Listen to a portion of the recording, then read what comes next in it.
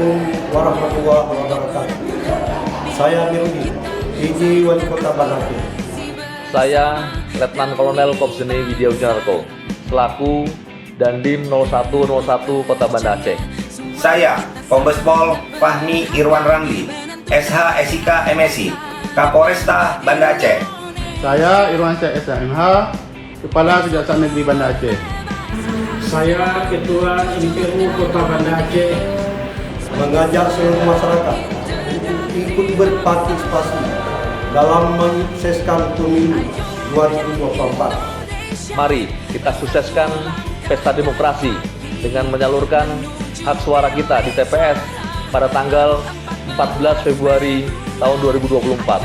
Ayo bersama-sama kita jaga keamanan dan ketertiban masyarakat agar tetap kondusif di Kota Banda Aceh. Bersama-sama kita wujudkan pemilu 2024 yang aman dan damai. Walaupun beda pilihan, tapi kita tetap menjaga persatuan. Terima kasih. Wassalamualaikum warahmatullahi wabarakatuh.